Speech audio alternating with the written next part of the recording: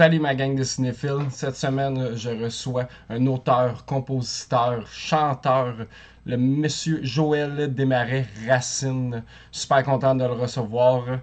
Encore une fois, merci beaucoup de cliquer, de me donner du love par les commentaires et tout. C'est super apprécié. Euh, Chaque clic, ça compte. Fait que si vous pouvez vous abonner, c'est toujours excellent. La petite cloche, toujours les petites niaiseries que le monde dise, mais là, il faut le faire parce que moi, ça m'encourage à continuer. Fait que merci beaucoup et puis bonne écoute.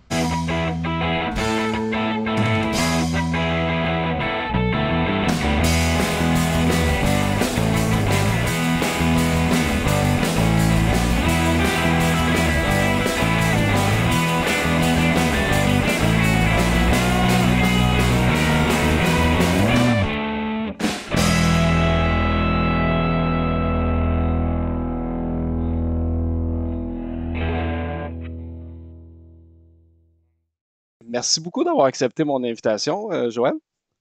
Ça fait plaisir. Yes, sir. Sais-tu un peu ce que c'est mon podcast ou pas pantoute? Ben là, selon ce que j'ai compris, c'est que c'est un podcast de cinéma, c'est ça? Yes, sir. Excellent, excellent. La première question que je vais te poser, c'est, tu te considères-tu comme un cinéphile? Oui, oui, tout à fait. Je suis un cinéphile depuis ma tendre enfance. Il y a eu des périodes où j'écoutais peut-être un peu moins de films, mais là, dans les dernières années, là, j'ai repris du poids de la bête. Là. Je dois écouter au moins 2 à 3 films semaine. Ok, ok. Quand j'ai le temps, puis je suis sur Letterboxd aussi, puis fait que je suis vraiment comme... Puis, là, mettons, depuis quelques années aussi, là, j'essaie d'écouter des nouveaux films tout le temps. Parce que réécouter les mêmes, à un moment donné, c'est ça, c'est comme ta zone de confort. Là, fait Ouais, que- c'est ça. C'est toujours rare. Ben, je vais écouter celui-là vu que je le connais déjà par cœur. Fait que je vais Ouais, pas être c'est ça. déçu, mettons. C'est plus ça. Ouais. Fait qu'à T'es-tu? l'adolescence, je faisais ça beaucoup. Je réécoutais les mêmes films. Je réécoutais tout le temps Star Wars. Là. C'était tout le temps ça Ok. mon go-to. Mais ouais, depuis quelques années, je pense, c'est ça, j'essaie de me forcer. Je vais beaucoup au cinéma aussi. Je vois beaucoup les nouveaux films québécois.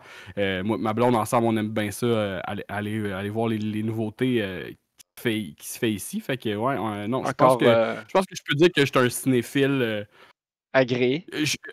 Ouais, puis tu sais, peut-être, tu sais, je suis pas, mettons, tu sais, j'aime le cinéma populaire. Fait que je suis pas non plus comme, le cinéma super niché, là. Tu sais, je suis pas non plus, genre, quelqu'un qui est super scolaire, là, au niveau du cinéma, mais genre, c'est ça, je suis un amateur de films, là, vraiment. Excellent, c'est bon, c'est bon. Puis, mettons la relation que tu avais, je sais pas, tu as quel âge, tu dois être une fin trentaine, début quarantaine. Je veux pas non plus.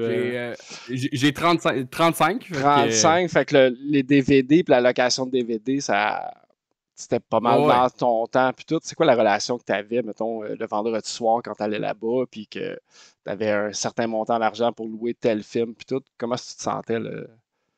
Ben oui, ben clairement, en fait, puis tu sais, moi c'est ça, j'ai connu le passage du VHS au DVD, mais clairement, c'est ça que le club vidéo, tu sais, pour quelqu'un de ma génération, c'est vraiment comme un lieu comme vraiment important, puis aussi qui a ouvert mon imaginaire, là, tu sais, mettons, te promener puis regarder des pochettes de films puis juste se dire hey ça a l'air bon parce que la pochette elle me dit quelque chose, tu sais, elle me parle tout de suite sans que j'ai aucune idée c'est quoi le film. Fait que tu sais, il y a des choses comme ça qui ont frappé mon imaginaire puis que je vais toujours me souvenir des films que j'ai jamais vus puis que je sais que juste le visuel, ça je me souviens de quand j'avais 7 8 ans. Puis effectivement aussi à une certaine période de ma année, j'allais souvent aux vidéos avec mes amis puis on louait comme tu sais genre on mettait de l'argent dans la machine à gomme, puis La là, on machine pognait à des... pièces?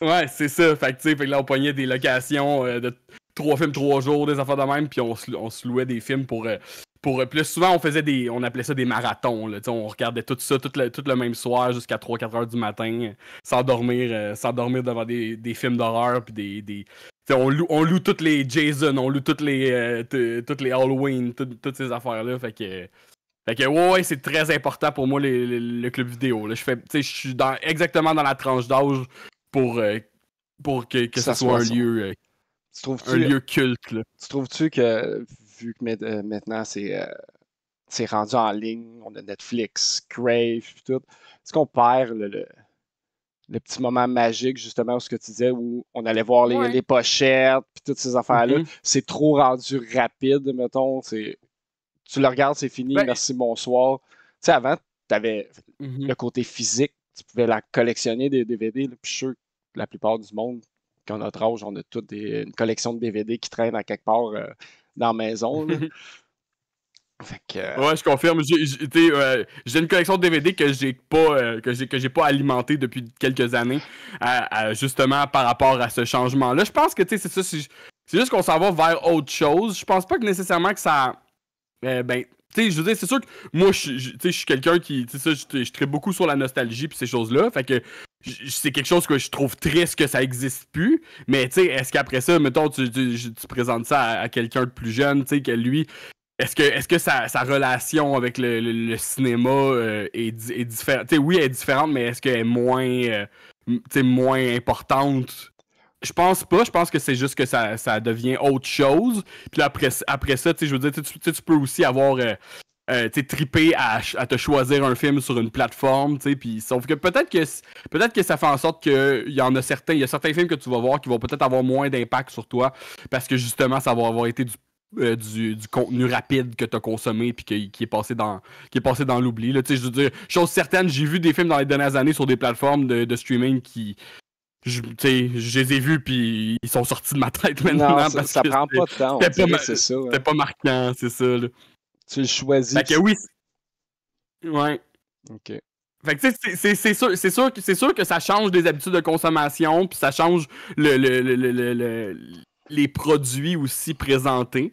Effectivement, là, si on se remémore les années 90 puis les années 80, c'est quand même en tout cas, pour nous, là, c'est comme une âge d'or là, du cinéma. Il y a comme un cachet particulier à ce genre de film-là. Là, aujourd'hui, il y a quelque chose de différent, ça c'est sûr. Je trouve que ça va vite. Ouais. Ça passe du cinéma à tout de suite en ligne en l'espace de 3 mois. Puis tu comprends, là, ça a coupé le travail. Ça coûte moins d'argent de le faire physiquement que d'envoyer directement en ligne. Ah ouais. Ouais, mais c'est ça. Puis tu sais, je sais que, mettons, là, je connais pas assez ça, mais mettons, c'est ça. Moi, j'ai recommencé à aller de plus en plus au cinéma. Puis je pense que, tu sais, oui, il y a eu un creux, là, surtout avec la COVID, à un moment donné, un creux où ça allait vraiment mal. Mais je pense que ça recommence à aller un petit peu mieux pour les salles de cinéma. Les gens ont le goût de ressortir à nouveau, puis d'aller vivre l'expérience d'aller en salle. Tu sais, il y a quelque chose aussi là-dedans, en tout cas, que moi, personnellement, qui s'est pas perdu. Là. Oui, les salles sont plus pleines à craquer, là, comme quand on était jeune, mais il y a comme, je veux dire, le vivre, en tout cas, l'expérience. Je pense que c'est vraiment les amateurs qui vont aller voir des films au cinéma. Ben, c'est encore drôle. Je pense qu'il y a encore certains films qui finissent par comme quand le bouche à oreille se rend, les gens se déplacent pareil en se disant ok, ça a l'air qu'il faut aller voir ça, puis des trucs de même. Fait que c'est sûr qu'on est probablement loin des grosses années, mais j'ai l'impression qu'il y a comme un engouement qui commence à revenir un peu. Là. Peut-être aussi dû à justement qu'on est dans l'après-COVID, ben que genre les gens ont le goût de refaire des sorties et des activités. T'sais. Plus que restant dedans. Mais oui, c'est ça. Puis ça reste que c'est quand même une activité qui est pas si chère que ça non plus. Là, même si les prix ont augmenté, ça reste quand même encore là, un 7$ un mardi après-midi, je pense que c'est abordable pour un billet de cinéma. Là. Ouais, c'est clair, là, c'est ça. C'est quelque chose qui n'a pas jumpé à 25$ d'une chose. Non. Là, tu parlais de pochettes de DVD puis tout, puis ça m'a attiré tout de suite vers la question si c'est ça qui t'attirait quand tu étais jeune, puis à choisir tes DVD. C'est sûr que c'est ça qui a fait en sorte qu'il te donne mettons, une bonne partie à c'est quoi ton film préféré. Ouais. Ben, effectivement, là, c'est ça, tu m'as posé la question au préalable de ça. Ouais. Puis, mon film préféré, c'est Les Dents de la Mer. Puis oui, ce film-là a une pochette iconique et qui a fait... J'essayais de me souvenir, justement, mon premier contact avec ça, tu sais, puis mettons, quand j'étais plus jeune, je sais que j'ai trippé sur les requins longtemps, et je pense que m'amener du Jaws, Les Dents de la Mer, je pense que c'est un des premiers films que mettons, j'ai demandé à mes parents de regarder, probablement dû justement à la pochette. puis le fait que je tripais sur les requins, parce que, tu sais, avant, mettons, c'est ça, tu sais, j'écoutais des films avec mes parents, ou, tu sais, des choses comme ça, mais très jeune, là, j'ai vu les Dents de la Mer, je pense que j'avais peut-être 6 ans, puis, c'est ça, c'est quand même tôt pour... Moi, c'était la première fois que je voyais ce film-là.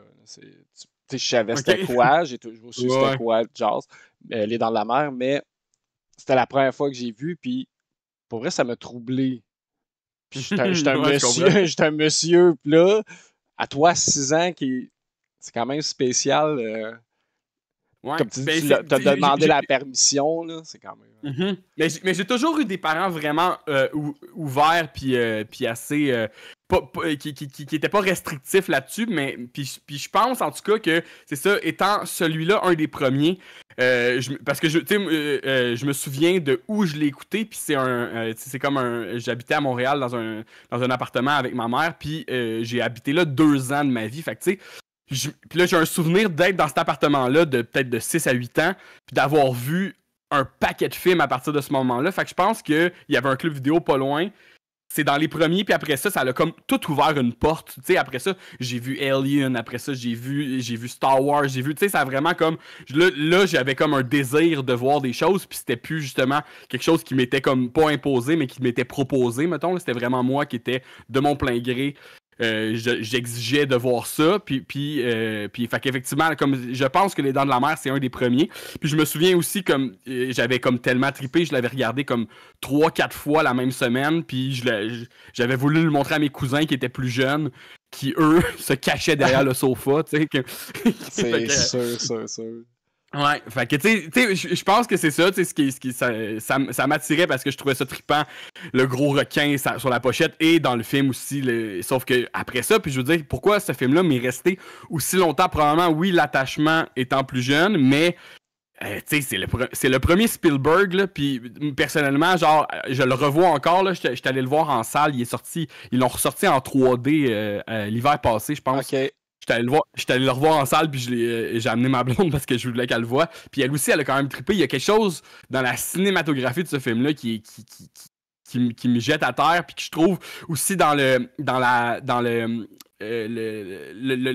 l'aspect narratif de la chose, de vraiment comme il y a un build-up fascinant à partir des premières attaques de requins jusqu'à eux qui partent en bateau, puis tu sais, le film est comme séparé en 2 actes, tu sais, les premières attaques, après ça le deuxième acte, c'est eux qui vont à la poursuite du requin sur le bateau. On peut considérer ça vraiment comme un huis clos, que ça va être les 3 personnes sur le bateau jusqu'à la fin.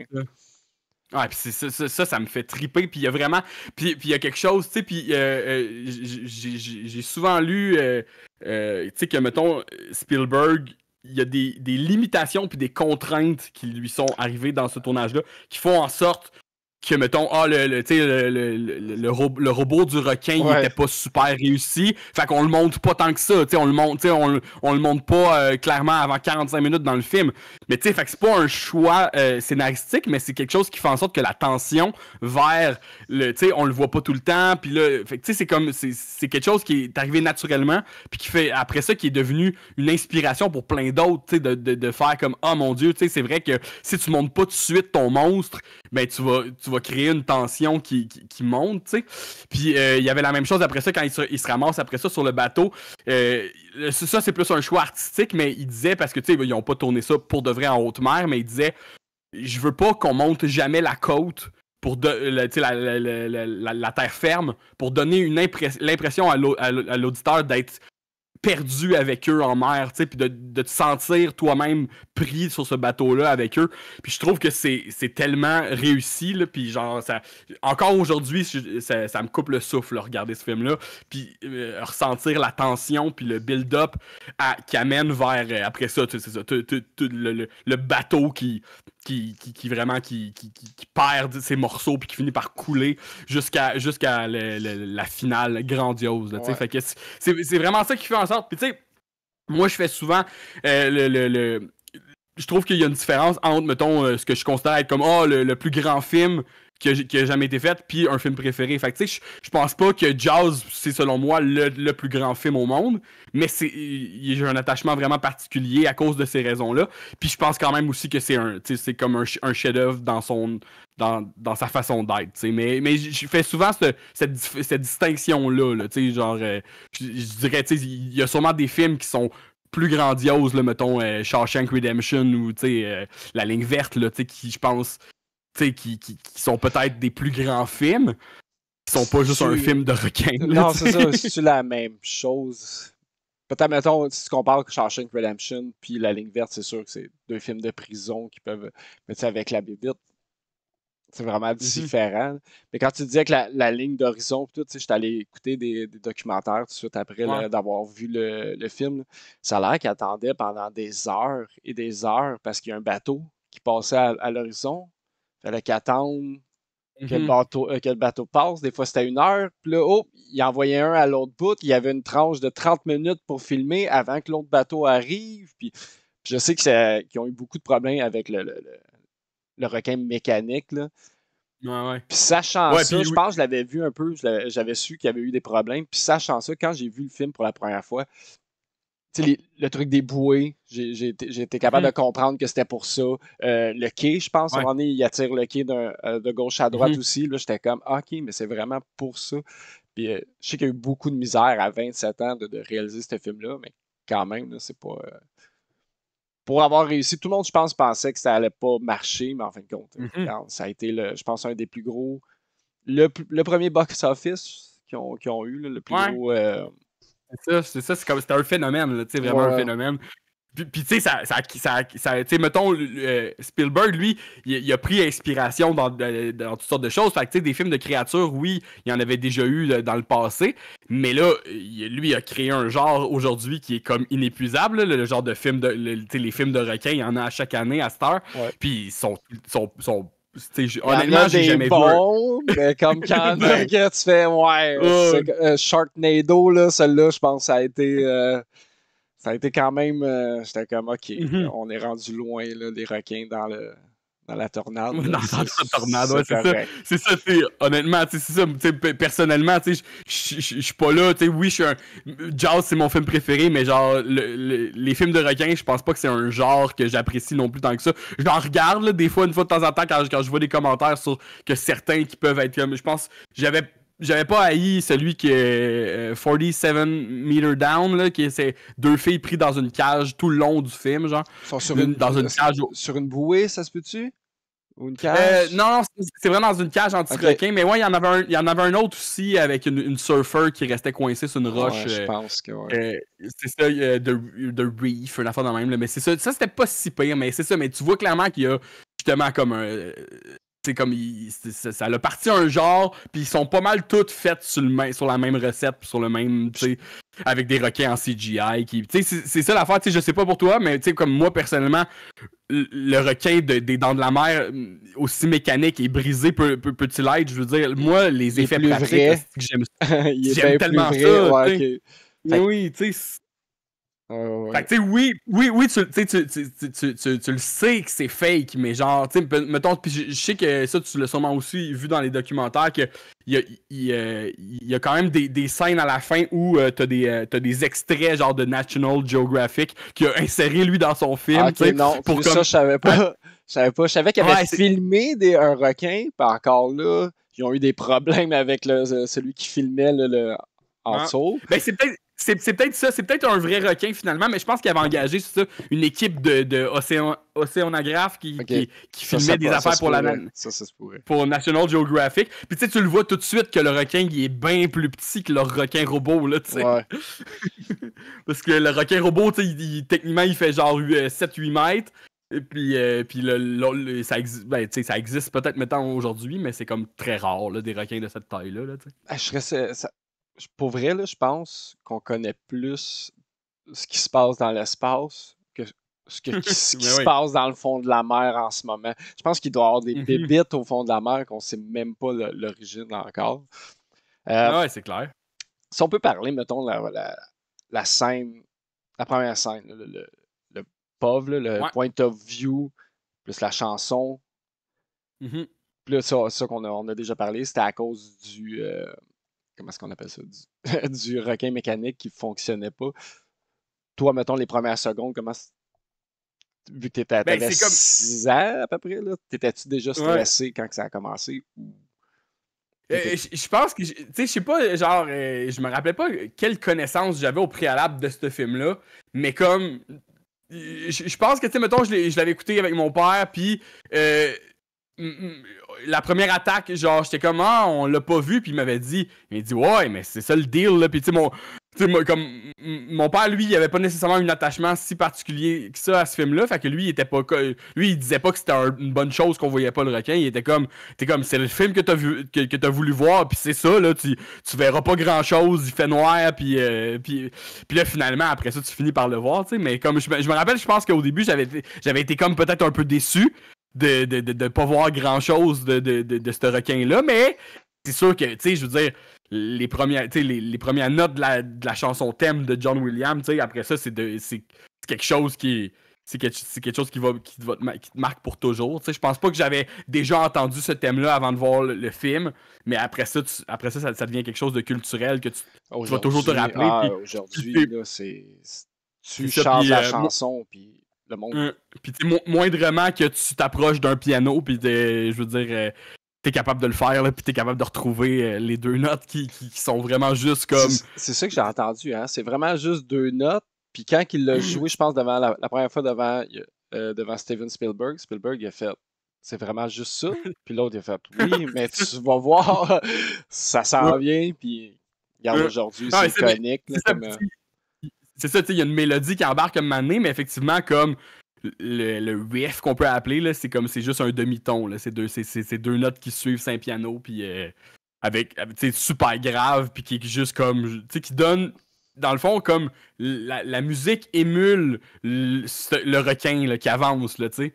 C'est vraiment comme, tu sais, c'est vraiment comme pour savoir que quelque chose s'approche. À chaque fois que la musique part, tu sais que le requin est là dans son environnement.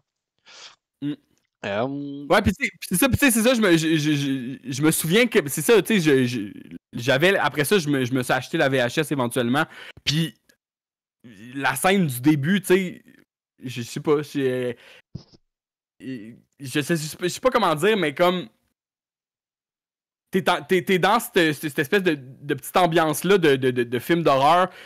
Ça commence comme un peu un film de série B, je te dirais. Mais après ça, c'est là que tu t'en vas ailleurs. Fait que tu sais, comme tu montrerais ça à quelqu'un, tu sais, aujourd'hui, puis toi, tu l'as vu pour la première fois, puis là, tu fais, au début, tu fais juste te dire, ok, ça va être tel genre de film, mais c'est comme je te dis, après ça, j'ai l'impression que le film va ailleurs. Le film va dans quelque chose de plus théâtral puis de plus dramatique au niveau des performances, tu sais, que juste un film de la pauvre jeune fille qui s'est fait attaquer genre par le requin, là. Mais tu sais, puis après ça, si tu t'arrêtes aussi un peu avec c'est ça, l'utilisation de comme tu dis, du point of view, de la caméra qui s'avance vers les jambes, puis la fille qui sait pas trop ce qui arrive au début, il y a quand même une tension qui est réussie, tu sais. Ouais. Mais sinon, quand tu dis les performances, mettons, dans les personnages, on a trois personnages principaux. Ton préféré, si tu as à choisir, serait... Quint. Le vieux capitaine de bateau, Quint. Ouais! Celui qui arrive, puis qui gratte le tableau, puis... Ouais. Ah ouais, son introduction de personnage. Tu sais, je l'ai marqué, là, je prenais des notes pendant que j'écoutais le film. Là. J'ai fait... C'est la pire introduction Pour vrai, j'étais comme, mais non, c'est impossible que le monsieur arrive puis il fasse « Écoutez-moi ». Mais c'est bon, là, tu sais, je dis pas que c'est... Moi, personnellement, c'est venu me chercher, puis c'est correct, là. C'est peut-être juste parce que j'aime pas le grincement de doigts, là. J'ai fait... Oui, en partant, ça... Voyons donc, monsieur, faites pas ça. Faites pas ça. Puis après ça, c'est ça, le chasseur de requins, monsieur, c'est 10 000 $ le montant, puis après ça, on part. Mais, OK, Quinn... Ouais, c'est ça. Puis moi, je trouve... Puis tu sais, mettons, sa scène iconique, c'est son speech à propos de la bombe atomique sur le bateau. Je me suis renseigné là-dessus. C'est vrai, son histoire. C'est vraiment vrai. c'est ça, là. Puis je veux dire, il y a quelque chose, tu sais, au début, eux autres, c'est une scène, ils déconnent. Puis là, tu vois, c'est la première fois que là, ils se mettent à comme avoir comme un lien un peu les trois ensemble. Puis c'est vraiment comme, ben oui, là, on est en mer, puis on est isolés, puis finalement, genre. C'est juste moi aussi. Hein? Leur relation est bizarre. Pour vrai, là, celle de Hopper et Quint, tout le long, je l'ai trouvé bizarre, la relation de ils sont en opposition. Mais ils sont en opposition parce que ça venait me chercher à l'intérieur de... Mais voyons donc. C'est ça. Parce que Quint, c'est la vieille garde, c'est la vieille école, c'est les valeurs de pêche que lui connaît. Puis Hooper, c'est le scientifique avec sa technologie, ses faits, puis ses études. Puis Hooper est très cocky aussi, tu sais, à sa manière. Fait que les deux sont en opposition complète. Puis dans le milieu, t'as l'agent de police qui est plutôt neutre, puis qui est entre les deux, puis qui sait pas trop quoi faire de cette espèce de combat de coq-là, puis de dire comme genre, ben là, tu sais, ça sert, tu sais, je veux dire, on a un ennemi, là, à éliminer, puis vous préférez vous tirer les cheveux, tu sais. Fait que il y a de quoi là-dedans, puis il y a un moment clé aussi dans le film, à un moment donné, quand le bateau commence à couler, puis que le requin se fout d'eux ben raide. Là, silence, puis là, Quint se retourne vers Hooper, puis là, il dit Hooper, qu'est-ce qu'on peut faire avec tes gogos, là, tu sais. En voulant dire, là, j'abandonne, j'abandonne. J'ai fait ce que je pouvais faire, ouais. C'est ça, tu sais. Moi, mes techniques se sont avérées comme infructueuses, fait que là, qu'est-ce qu'on peut faire avec toi, ton stuff, tu sais. Fait que, moi, en tout cas, moi, tout là-dedans, tu sais, je sais pas si en faisant tes recherches, t'as vu ça, mais je sais que le fils de l'acteur qui joue Quint, Robert Shaw, son fils a monté une pièce de théâtre sur Broadway qui s'appelle The Shark is Broken. Puis c'est une pièce de théâtre Broadway qui parle... c'est un huis clos, mettons, avec ces trois personnages-là, mais eux autres, ils interprètent les comédiens justement en tournage sur le film. Fait que là, selon les histoires que lui avait comme rapporté de son père, puis il avait lu son père tenait un journal, fait que tu sais, il a rapporté des histoires du tournage, puis il a monté une pièce avec ça, puis il y avait comme une tension aussi, ça a l'air sur je pense qu'il y avait vraiment une vraie tension entre les acteurs. Entre les acteurs, tu sais. C'est ça. Ça a paru je trouve que ça apparaît vraiment beaucoup dans le... Puis comme tu dis, tu sais, il y avait beaucoup de temps mort aussi. Fait que là, puis tu sais, j'ai pas vu la pièce de théâtre parce que c'était juste aux États-Unis, mais j'aimerais vraiment ça, voir ça un jour, tu sais, s'ils font une version en vidéo, là, je regarderais ça absolument, mais parce que ça a l'air que c'est vraiment impressionnant, puis que premièrement, son fils, le fils de Robert Shaw, il est capable de bien imiter son père, il ressemble physiquement, puis tu sais, c'est un grand acteur, là, Robert Shaw, c'est un acteur, c'est un Irlandais, je pense, puis... Ben puis tout, ça se peut-tu que c'était ça? C'était vraiment même en arrière de la caméra, c'était vraiment le grand comédien à comparer aux deux autres nouveaux. Ouais, c'est ça, un peu plus jeune. J'ai dit irlandais, plus britannique, je pense, mais c'est ça, c'est vraiment comme l'acteur classique de jeu classique, c'est lui. Fait que je trouve que c'est pour ça que moi, je pense c'est dans mes personnages préférés, parce qu'il y a vraiment un jeu, tu sais, que puis tu sais, mettons, Spielberg s'est beaucoup inspiré de Hitchcock pour tu sais, dans ses techniques pour filmer, puis ces choses-là. Puis on dirait vraiment, tu sais, un acteur tiré d'une production comme des années 50, début 60. Fait que moi, c'est ça qui me fait triper. Il y a quelque chose dans ce film-là qui, on dirait, comme du cinéma classique puis du cinéma moderne. C'est comme les deux mondes qui se rencontrent. T'sais. Fait qu'il y a vraiment de quoi qui me fait triper à ce niveau-là, là, clairement. Là. Là, tu me parlais de ta scène, mettons, spécifique. C'était vraiment celle avec Quinn. Oui, puis tu sais, mettons, sa scène aussi où il décide, mettons, le matin de partir, finalement, tu sais, il engage Quint, puis là, ils partent le matin, puis là, ils rentrent dans son... ils vont y proposer le 10 000$ pour capturer le requin. Puis là, il y a vraiment, justement, c'est ça, tu sais, effectivement, je peux comprendre peut-être que toi, ça t'a agacé, parce qu'il est comme... théâtral, puis peut-être un peu cliché, tu sais, le vieux loup de mer cliché, mettons, là, qu'il y a vraiment, puis sauf que il y a, tu sais, mettons, ces répliques, ils sont iconiques aussi, là, tu sais, mettons, genre, il lève son verre, puis là, il dit, genre, je me souviens plus de la réplique en français, là, mais il dit, genre, mettons, je lève mon verre aux femmes unijambistes qui savent pas nager, quelque chose du genre, là, tu sais. OK. Fait que, tu sais, il y a quelque chose de, tu sais, le gars, c'est un macho, le gars, c'est un vieux loup de mer endurci, puis tu sais, il est vraiment très, très bien capable de l'interpréter, puis je trouve, oui, peut-être que c'est un peu caricatural, mais ça fit, je trouve. Ça fit dans tout le concept du film. Là, OK. C'est ça. Puis en même temps, ton moment préféré dans tout le film, ça reste quand même tu dis le speech de...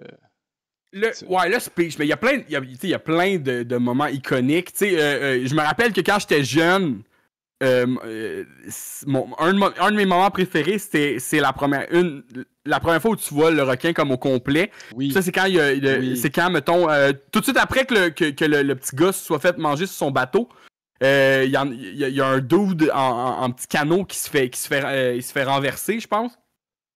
Puis là, après ça tu vois sa jambe tomber dans le fond de l'eau. Puis tu le vois, le requin vu de haut, là, de côté. Là. Puis ça, je trouvais ça impressionnant. C'est pas le moment où est-ce qu'il balance les têtes de... Mais c'est ça. Les têtes de poisson, C'est ça, j'allais dire. Ça, okay. Ça c'est un peu plus tôt. Mais ouais, effectivement, un peu plus tard, la fameuse scène où là, justement, le policier il dit ça, tu sais, là, ça fait une coupe de barils qu'il envoie, puis là, il dit ça sert à rien, blablabla, il pitch la chair de poisson, les têtes de poisson, puis là, le requin, il sort sa gueule. Il y a juste cri, hein? Il y a aucun cri, il crie même pas, il fait juste circuler. Il y a un regard avec le requin. Je pense que c'est la seule scène que j'avais vue dans Les Dents de la Mer, mettons. Ouais, c'est ça, avant de pouvoir voir le film. Ouais, pis il y a juste lui qui l'a vu, pis le requin a pas fait aucun autre son, là, tu le vois qui est gigantesque, pis là il recule, pis là justement il dit la phrase célèbre, il dit on va avoir besoin d'un plus gros bateau, là. Oui. Ça a pas de sens, là, fait que, ça aussi, là, tu sais, c'est comme, c'est ça, tu sais, tout ça mis ensemble, là, je trouve que c'est iconique. Il y a la fameuse scène où ils vont faire aussi l'autopsie du requin qui est capturé plus tôt au début du film, qui est pas le bon requin, tu sais. Puis là, il ouvre le ventre, puis là, il trouve une plaque de char, tu sais. Fait que ça aussi, moi, je trouve que c'est... Ouais, c'est ça, tu sais, moi aussi, je trouve que c'est classique, ça. Puis, tu sais, il dit, je suis désolé, mais il dit, tu sais, si ça avait été le requin qui avait mangé le petit gars, tu sais, il aurait été dans son ventre encore, il l'aurait pas dû digérer. Fait que finalement, c'est pas lui, tu sais. Fait que là, tu fais comme, oh shit, là. On peut parler aussi de la scène où est-ce qu'on parle du petit gars qui est mort. Sa mère qui s'en vient, qui vient donner une gifle à la police. Puis qu'est-ce que je trouve plate au policier. Puis qu'est-ce que je trouve plate, c'est que le maire est à côté. On s'entend que c'est le maire le problème dans cette ville-là qui veut... Clairement. C'est le capitaliste à l'état pur, ce monsieur-là. C'est comme, hey, on va faire de l'argent, là. Moi, je trouve ça plate. Il a même pas été capable de man up, de juste faire, excusez, c'est de ma faute à moi.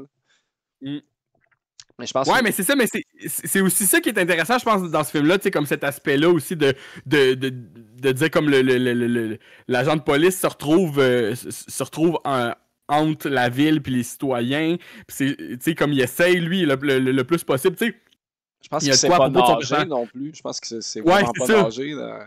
Puis ça va sur une île, c'est quand même... Oui, mais dans le fond, ils disent un peu au début là, que, mettons, avant, il était comme policier à New York, puis qu'il s'est passé quelque chose qui a fait en sorte que, c'était trop... Il trouvait ça trop difficile, fait que là, il voulait du calme. Fait que là, il a déménagé sa petite famille dans cette ville-là. Puis là, il se retrouve d'une situation qui est pas calme pantoute, tu sais. Puis, mais tu sais, comme je pense qu'ultimement, c'est ça, la madame, elle sait pas que c'est la faute du maire, tu sais. Il y a juste l'agent de police qui le sait, tu sais. Il y a juste le chef de police, fait que c'est pour ça qu'après ça, sauf que lui, il take le shot, là, il prend sur lui. Shot, puis, parce qu'il se dit que, ouais, tu sais, elle a raison que, genre, tu sais, je me suis laissé marcher dessus pour une de question, pas d'argent, mais tu sais, à cause de le tourisme, je pense que c'était vraiment pour le tourisme. Il pouvait pas closer la... la plage. Sinon, il allait perdre trop d'argent pour. Quand même dommage. Quand même dommage pour la madame. Mais savais-tu que cette madame-là, encore, c'était dans le documentaire, là, elle était reconnue pour la gifle. Elle donnait des gifles aux amateurs du film. Ah ouais, hein? Puis à la fin, elle a fait bon, je vais devoir arrêter parce que là, elle commence à être vieille, la madame. Là, tout. Mais ouais, encore, elle a des photos du monde qui se font gifler par cette madame-là. Ah, ça, j'avais jamais entendu ça. C'est quand même bon. Hein. Ouais, j'avoue que c'est assez culte. Bonne, là. Je pense que, mettons, j'ai étudié en théâtre. Pour manger une claque, tu sais, c'est sur le côté, puis tu fais juste. Mais non, je pense qu'il l'a vraiment pris une couple de fois. Ça joue le monsieur, là, pour que ça claque fort comme ça. Ouais, c'est ça. Je sais pas combien ils ont fait de prises, là, mais. Je pense que c'est 16. Je pense que c'est 16 fois. Mais, tu sais, à un moment donné, il faut que tu arrêtes. Je peux pas croire que la joue, elle devient pas rouge. Tout. On a peu parlé de la musique. Ton opinion sur la tune emblématique de John Williams. Tu sais, je sais un peu que tu fais de la musique. Quand même musicien, tantôt, tu me parlais de terme. Tu parlais de piano et tout, puis j'étais comme, je comprends pas ce qu'il me dit. Mais, mettons, on a parlé vraiment un peu, là, ça reste une musique emblématique, épique en plus. Là. Elle est connue de tout le monde, là, de cette musique-là. Ben, c'est parce que, tu sais, je veux dire, John Williams, tout ce qui touche, c'est de l'art, là, quasiment. Là, je veux dire, toutes ces trames sonores sont cultes, toutes ces trames sonores sont épiques. T'en connais-tu d'autres? À part ça, j'ai pas... Star Wars, c'est lui. Fait que tu sais, je sais que là, il y a quelques nouveaux... Duel of Fate, c'est pas lui. Dis-moi. Ben oui. Ah! Ouais. Ben oui. Ok. Arrête, c'est la meilleure musique. C'est la meilleure. Ok. Ben oui. Clairement, là. Ben, c'est correct. Je suis vendu, monsieur. Tu sais, comme. Mais c'est parce que c'est pas juste ça, John Williams, c'est non, aussi... je sais, mais moi, juste ça, tu viens de m'acheter. Voyons, non, c'est... OK. Ouais. OK. Mais je vais aller d'accord avec toi parce que... vérifier. Parce que, tu sais, mettons, John Williams a fait les 3 vieux Star Wars, puis là, après ça, quand il est arrivé avec l'épisode 1, tu sais, c'est comme... C'est un gag récurrent de dire, genre, Chris, man, Duel of the Fates, c'est genre... C'est un autre niveau, là. Tu sais, c'est comme... ma playlist de musique. Je l'écoute une fois de temps en temps, ça a l'air geek, mais je suis comme, mais non, c'est bon cette musique-là, c'est vraiment bon. Ouais, Chris, tu peux faire du workout là-dessus, là. N'importe quoi. Mais c'est ça, mais tu sais, John Williams, c'est aussi Indiana Jones, là, tu sais, Fait que... Steven, son ami... Ouais. Steven, George Lucas, c'est tout... Tu sais, George Lucas, je pense qu'il est producteur sur Indiana Jones. Puis, puis c'est ça, c'est vraiment, c'est des gens vraiment proches, là. Puis John Williams, je pense que c'est aussi Close Encounter, là, Rencontre du troisième type. J'ai pas fait vu. Je sais quoi encore, là, mais j'ai pas vu. Ouais. C'est vraiment après Les Dents de la Mer qui a fait ça. C'est Spielberg qui a fait, après ça, il y a... Ouais, c'est ça. Puis tu sais, comme, je sais pas qu'est-ce qu'il avait fait avant Les Dents de la Mer, là, mais mettons... Un petit film tranquille. mais je parle de John Williams, là, tu sais, comme...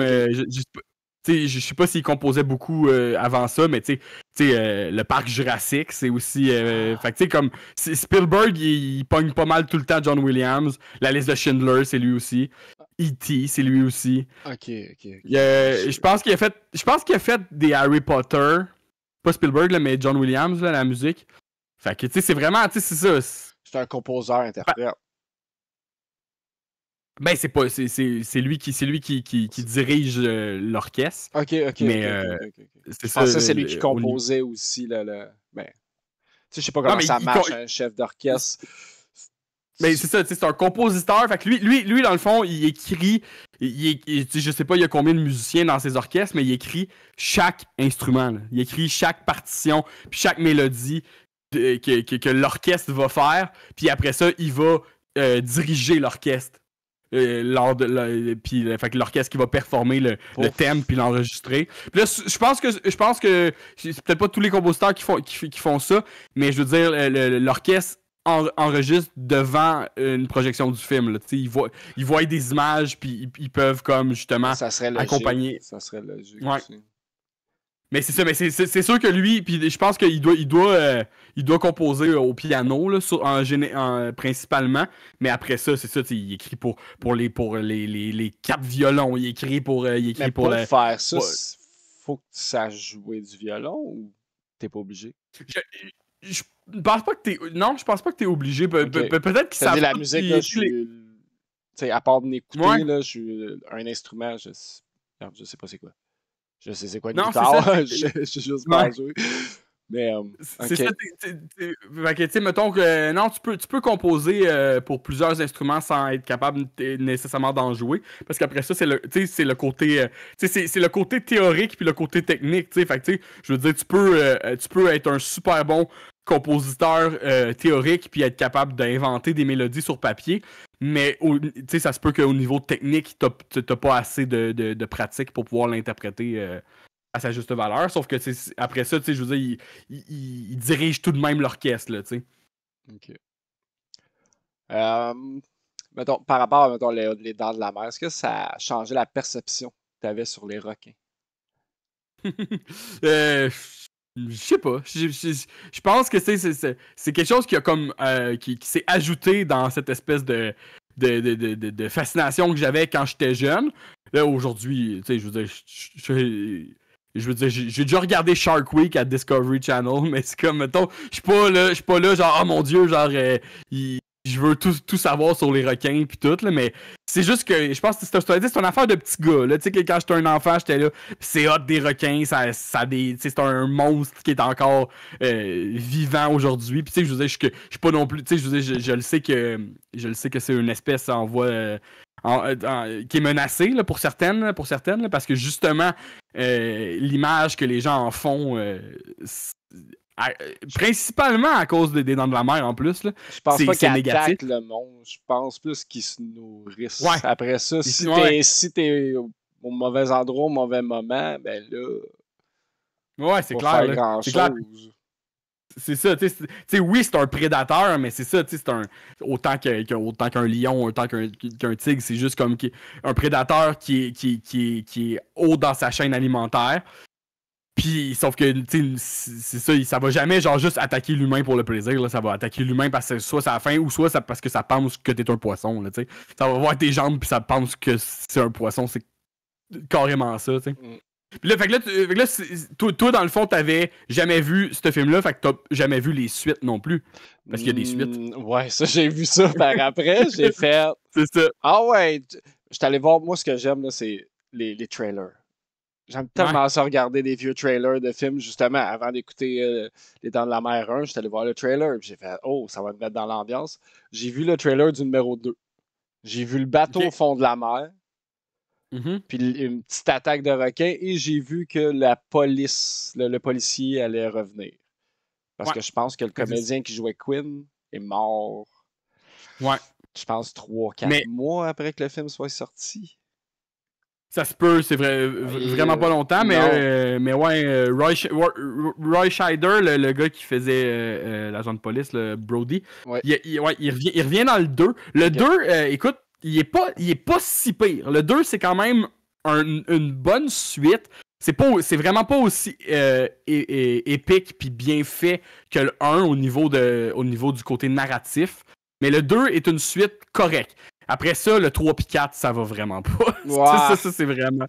Ouais, là, c'est un autre niveau. Le 3, il est en 3D, mais comme en 3D de l'époque. Des années 80 avec les petites bleus et rouges, là, les petites affaires. Ouais, fait il s'appelait Jaws 3D. Puis tu vas regarder pour le fun sur YouTube, justement. Je sais pas s'il l'a dans la bande-annonce, mais tu vas regarder la scène la plus iconique, mais pas pour les bonnes raisons, dans le 3. C'est un mané parce que le 3 se passe dans un parc, dans un aquarium, tu sais, comme un parc d'attractions où est-ce qu'il y a comme un aquarium. Puis sous la mer, il y a des corridors puis des tuyaux pour que les gens peuvent... Ah, puis là, le requin est passé par là? Ben, le requin, à un moment donné, il défonce un corridor de vitre, puis il s'approche de la vitre, puis c'est tellement mal fait, là. Puis tu sais, comme c'était fait... C'était fait pour que, justement, quand tu as les lunettes 3D, t'as l'impression qu'il va vers toi, tu sais, qu'il sort de l'écran. Fait que je sais pas si c'était comme si les gens ont comme embarqué à ce moment-là, mais le film est pas bon. Le film est vraiment à chier. Puis là, mettons, dans le 3, c'est techniquement les enfants de l'agent de police qui sont devenus comme des genres de justement comme biologistes marins qui travaillent comme dans Hopper dans le premier. Ouais, c'est ça. Qui travaillent là-dedans. Puis le 4, il y a encore ses enfants. La femme de l'agent de police revient dans le 4. Puis là, elle est persuadée. Elle dit que... Parce que je pense que le plus jeune fils, qui est devenu un policier aussi, au début du 4, il se fait attaquer par un requin dans la ville d'origine. Fait que là, la mère a dit... Le requin est revenu, le requin il poursuit notre famille, le requin il veut se venger. Fait que là, ça devient comme une affaire que c'est comme le requin est un tueur. Là, là. Ok, ben c'est ça reste pas le même requin. On s'entend, le premier requin a explosé. Ben, c'est ça. Je pense que c'est jamais vraiment abordé. Ah, ok, là, c'est comme... c'est juste nous qui fait peut-être que c'est le même, puis il a survécu. C'est ça, ou tu sais, c'est-tu une descendance là, de, comme qui veulent se venger, mais c'est jamais vraiment abordé. C'est juste, il dit, tu sais, comme la bonne femme a dit, genre, c'est comme une malédiction sur notre famille, puis tu sais, le requin, il se reposera pas tant qu'il va encore avoir des brodies sur la terre, tu sais. Puis, genre, le deuxième fils l'amène passer Noël en Jamaïque, puis le requin les suit jusqu'en Jamaïque, tu sais. Okay. Puis ouais, c'est vraiment pas bon, là, tu sais. Puis je serais pas surpris, là, qu'ils finissent par faire un 5, parce que la Star tout est rebooté tout le temps, là. Ben, ils vont faire le 1, mais d'aujourd'hui avec des nouveaux acteurs pis tout. C'est ça, ça me surprendrait pas, là. C'est pas Spielberg qui fait le... Aucune des suites, non. C'est ça, ok. Si t'avais à comparer L'Étang de la mer aux autres films de Spielberg, mettons, là, t'as à faire un top 5. Je te nomme... Top 5 des films. Quand je vais les regarder, mais tu sais, comme... c'est sûr que ça tu sais, mon préféré change pas, je pense. Attends un peu. Je vais juste aller voir. Pas trop. Tu sais, genre, c'est sûr que parce que, comme je te disais, je suis un cinéphile, mais je suis un cinéphile populaire. Fait que je trippe sur les classiques du blockbuster. Là. Moi aussi, là, tu sais, mettons, c'est ça, tu sais. Pour vrai, quand je t'ai demandé la première fois, j'étais comme, il va-tu prendre Die Hard? Moi, je pensais vraiment que tu t'en allais vers Die Hard. J'étais comme, oui, s'il vous plaît, écoute, prends-le. Mais c'est correct, dans la mer, c'est excellent. Je l'avais pas vu, là, mais Die Hard aussi, là, ça aurait été... ça fait... Mais gars, je vais te faire mon petit top, mais après ça, on pourra parler de Die Hard si tu veux, parce que c'est quand même pas loin de mes films préférés. Ok. Mais ouais, fait que un top 5, là, mettons qu'on part de 1, là, je dirais peut-être Jaws. Après ça, E.T. E.T., tu sais, ce film-là, c'est pas pour toi, mais est-ce que je braille à la fin, là? Tu sais, c'est tellement... Il y a de quoi aussi dans la réalisation de ce film-là qui est... J'en ai parlé réussi. Dans mon premier épisode avec Yann Terriou. Ok, ouais. Et c'est ça, tu sais, il y a de quoi aussi dans la réalisation de ce film-là qui est comme, tu sais, le film est tourné du point de vue des enfants. Les caméras sont toujours comme basses à la hauteur des enfants. Puis il y a de quoi dans le narratif aussi qui est vraiment, tu sais, quand E.T. tombe malade, puis que là, dans le visuel de mettons, les scientifiques qui envahissent la maison, puis t'as l'impression que c'est eux les extraterrestres, puis tu sais, comme, puis après ça, à la fin, quand il s'en va, c'est juste... en tout cas, à chaque fois que je le vois, je braille à la fin. Okay. C'est juste tellement touchant, tu sais. Mais fait que ça, je pense que ça serait comme dans mon deuxième. Après ça, tu sais, est-ce que Indiana Jones ou Ah non, ok. Troisième, j'irais avec Attrape-moi si tu peux. Catch Me If You Can. Ça aussi, j'ai vu ça récemment en plus. Puis ouais. C'est bien bon comme film. Ouais. C'est ça. Moi, j'adore les hauts comme acteurs. Là. Je trouve que c'est vraiment... C'est vraiment... C'est notre Robert De Niro moderne. Là, puis il est tellement efficace. Puis ce film-là, je trouve aussi que c'est grandiose. Pas que nécessairement que c'est grandiose, mais comment le fil conducteur puis le rythme du film est efficace. Ah, j'ai trouvé ça super bon. Encore là, c'était la première fois que je voyais ça, puis c'est une histoire vraie? Oui, ben, c'est une histoire vraie. C'est après ça quand tu lis un peu là-dessus, tu réalises que finalement, la personne qui a raconté, tu sais, qui a vécu tout ça, parce que, tu sais, mettons, tout le long du film... Je sais que c'est un peu exagéré, là. Il peut pas avoir fait ça... C'est pas juste ça, c'est que le gars est bon pour inventer des affaires. Fait qu'après ça, tu réalises plus tard, quand le film est sorti, tu te dis, OK, mais finalement, lui-même, même après avoir fait son temps en prison, puis avoir comme réhabilité sa vie, il a continué à pas inventer, mais à comme, embellir les choses qu'il a faites. Fait que, est-ce que c'est vrai, c'est pas vrai, mais dans un film, c'est juste tellement efficace. Ah, c'est fait que sinon, fait que là, mettons 3, fait que là, 4, 5, ben, c'est ça, tu sais, Jurassic Park, le premier. Oui. Puis Indiana Jones 1 aussi, là, tu sais, j'aurais de la misère à dire lequel est meilleur que l'autre. Je pense que je préfère peut-être Jurassic Park 1 que Indiana Jones 1. Indiana Jones 2, il est cool. Mais puis le 3 il est super bon aussi. Le 3 il est vraiment épique. Le 2 il est comme j'ai un peu un amour-haine un peu avec le 2 là, le temple maudit. Il est bon mais genre la fille qui crie tout le long du film là, la demoiselle en détresse, elle est juste tout le temps après chier sur Indy. Puis il y a quoi qui est un peu gossant quand tu l'écoutes là, mais je pense que le 1 est plus le fun, le premier Indiana Jones, surtout parce que c'est nouveau, tu sais.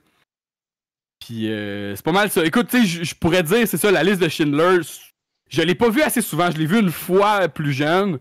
Je le sais que c'est un immense film. Il faut sauver le soldat Ryan aussi, c'est des immenses films. Mais tu sais, si on se fie juste à film préféré, je pense que les 5 que je t'ai nommés là, c'est parmi mes 5 préférés de Spielberg. Là. Ça ressemble pas mal à ça, là, tu sais. Ok. Puis là, tu disais qu'on... Die Hard. Ben, écoute. c'est tellement bon. La question, c'est un film de Noël?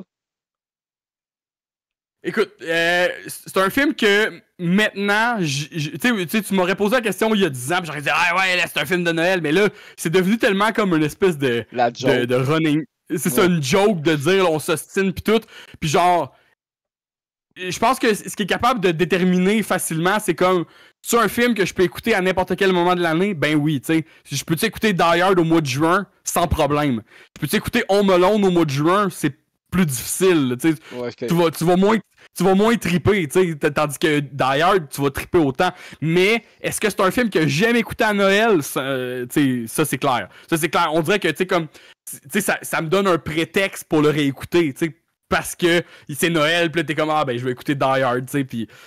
Mais, bon, mettons, ça aussi, quand je t'expliquais la notion film préféré, film, le meilleur film, moi, souvent, ce que je dis, c'est Die Hard, mon préféré, c'est le 3, le meilleur, c'est le 1. Fait qu'il y a de quoi là-dedans, tu sais, comme que le 3, je l'ai tellement écouté. Il y a de quoi que j'adore dans le 3 au niveau de la dynamique de Samuel L. Jackson puis de Bruce Willis. Puis aussi que je trouve que tout ce qui se passe dans le film est vraiment épique aussi dans ce qui arrive, dans les péripéties. Mais le 1, c'est le film qui est le mieux fait au niveau narratif, au niveau de justement de... C'est tellement bon, c'est tellement c'est bon. Ça, du build-up de ce gars-là ordinaire face à ni pied, oui, c'est ça, ni pied, tout ça qui est là. Ouais. Le monsieur qui habite pas là. Oui. Ouais, c'est ça, quand j'étais jeune, là, genre, mettons justement, je l'ai vu tôt aussi, ce film-là, là, je sais pas pour toi, mais moi je l'ai peut-être vu vers genre 8 ans, 8-9 ans. Puis j'ai tellement trippé, genre je jouais à Die Hard avec mes amis, là, tu sais, genre je me crissais nu-pied en camisole, puis là genre j'étais là mes amis c'était les terroristes, puis moi j'étais John McClane, puis là genre j'essayais de grimper partout, puis de me cacher, puis d'essayer de survivre face à l'attaque, genre. Fait que tu sais, mais effectivement là, je pense que c'est assez proche des Dents de la Mer dans les films préférés. Écoute, tu sais, là, je regarde en ce moment mes VHS, puis j'ai trois versions de la trilogie de Die Hard en éditions différentes. Parce qu'à chaque fois que je le voyais, j'étais comme, il faut que je l'achète. Juste pour en avoir plus. C'est ça, tu sais, je l'ai en anglais, je l'ai en français, je l'ai dans un coffret argent, je l'ai dans un coffret or, tu sais, fait que c'est juste pour dire... En DVD...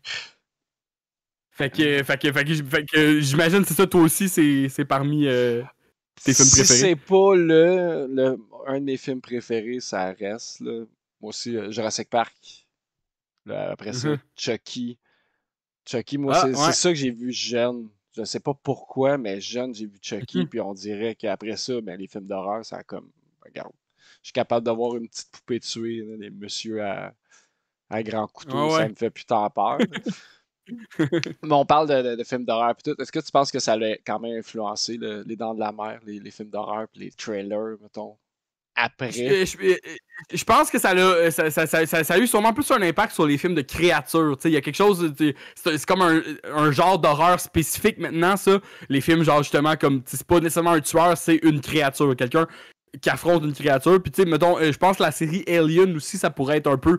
Je sais pas si ça les a influencés, mais je pense que ça peut rentrer là-dedans, tu sais.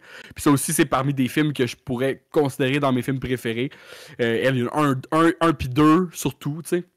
Le 2. Puis... le 2, le 1, je pense, c'est un huis clos. Hein. Ça se passe aussi encore dans le vaisseau spatial. Puis après ça... Mais tu sais, comme... Le 2, c'est James Cameron, fait que tu sais, il va all out, là. C'est comme, tu sais, j'ai lu, je pense, cette semaine, là, je sais pas si c'est une vraie anecdote, mais que, genre, James Cameron, il serait rentré, genre, dans des studios pour proposer son pitch de Alien, puis sa seule affaire, il aurait écrit sur un tableau Alien, il aurait rajouté un S en signe de pièce, Aliens. Puis là, les gens ont fait comme... puis en voulant dire le signe de pièce pour dire... On va en faire de l'argent, là, les producteurs auraient fait génial. Vas-y, on te donne. Ça se pourrait. J'ai lu ça parce que là, tu sais, comme cette semaine avec le Super Bowl, il y a des bandes annonces qui sont sorties. Oui. Puis il y a une bande annonce pour Twisters, comme la suite de Twister original. Je l'ai vu. Puis ils ont rajouté un S à la fin pour dire là, puis là dans la bande-annonce ils disent « Oh, il y a maintenant 2 tornades! » mais je pense, même dans le premier, je pense qu'il y avait 2... Mais moi, au début, j'étais pas sûr. C'est quand j'ai vu les balles avec les petits... Tu sais, dans le premier, ils fabriquent ça avec des canettes de Pepsi. Là, puis tout, là, quand j'ai vu ça, j'ai fait « Ben non. Mais non, ça repart pas là-dessus. » Puis là, ben oui, les chasseurs de tornades. Puis ça aussi, puis tu sais, comme genre... C'est un film que j'avais pas haï quand j'étais jeune. Mais je pense qu'il y a de quoi là-dedans aussi que tu pourrais peut-être justement faire le parallèle avec Jaws, tu sais, les barils, ben tu sais, comme justement dans ce film-là, les petites boules, c'est comme un autre objet iconique qui est associé à, mettons, la créature, là, en guillemets, qui affronte, tu sais. Qui est vraiment comme, tu sais, mais c'est sûr que c'est un stretch, là, ce que je te dis là, mais non, je crois aussi, en tout cas. C'est le signe, c'est plus le signe derrière Ah ouais, puis c'est ça, puis c'est un film que j'ai dû voir à peu près à la même époque que j'ai vu Jaws aussi, là, tu sais, 97-98, là. Ok, quand même. Jaws, je pense, c'est en 76 que c'est sorti, puis après ça, je sais que Twister, ça a été plus... Je pense que j'avais été bon ça au cinéma. Là. C'est ça, c'est fin. Toi, tu te souviens-tu le premier film que t'as vu au cinéma? Hey, je sais pas si c'est Le Roi Lion. C'est poche, hein? Ah, ouais, mais c'est poche, ça. Hein? Mais moi aussi, je suis caché pour pleurer. Je suis caché. mais je pense mais c'est comme que...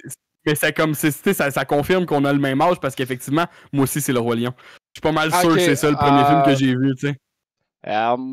Mettons ça, on va juste finir, mettons, avec le film Jaws. Mettons,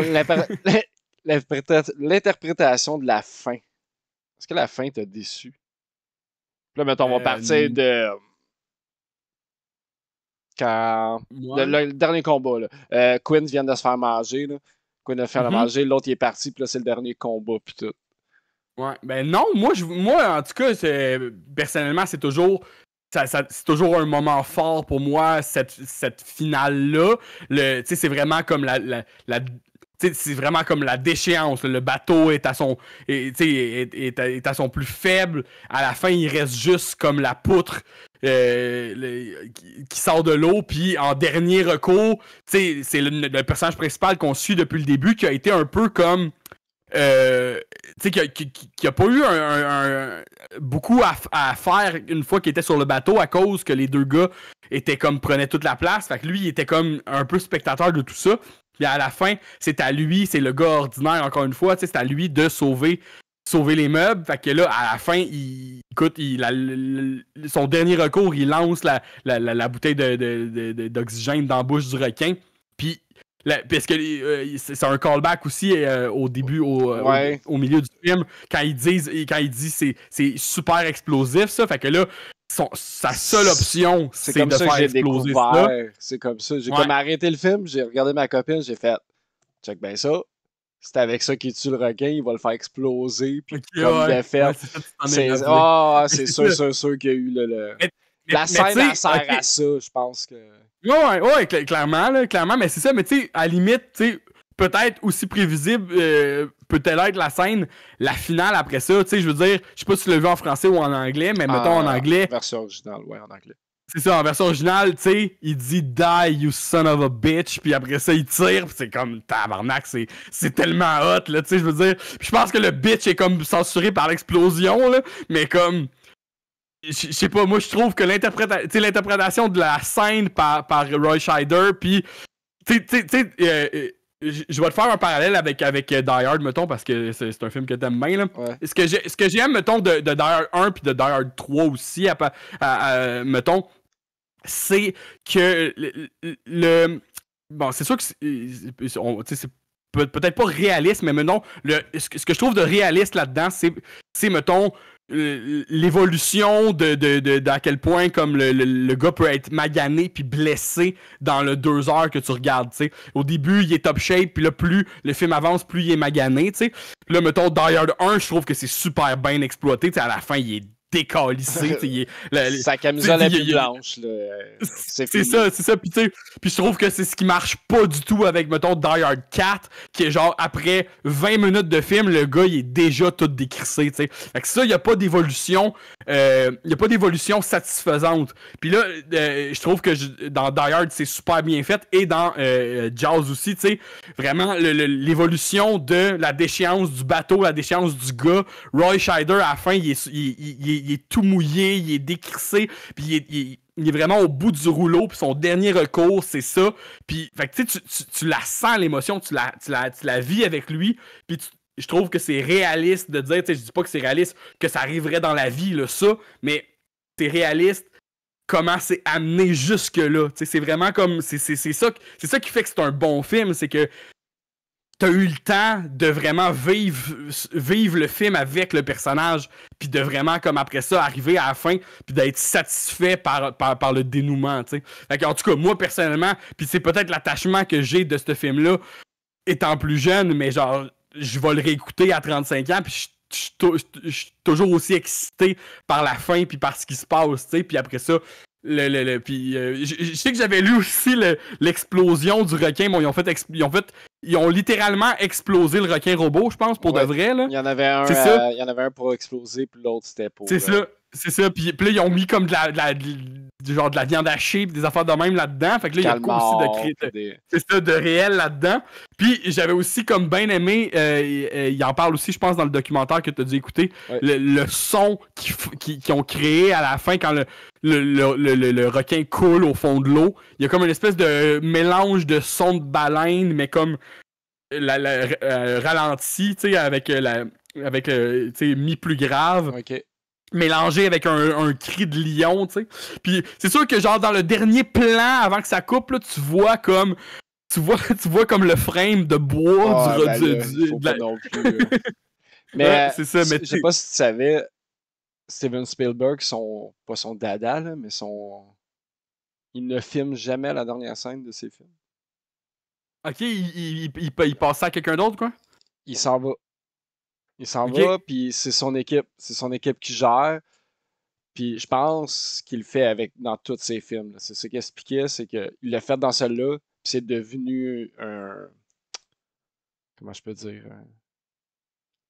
C'est rendu Comme, une habitude pour lui. Une habitude, ouais, puis ça donne les clés à tout le reste de l'équipe. Puis tout. Puis ouais, ça a l'air que la dernière scène, il était avec le comédien qui joue Hopper dans l'avion.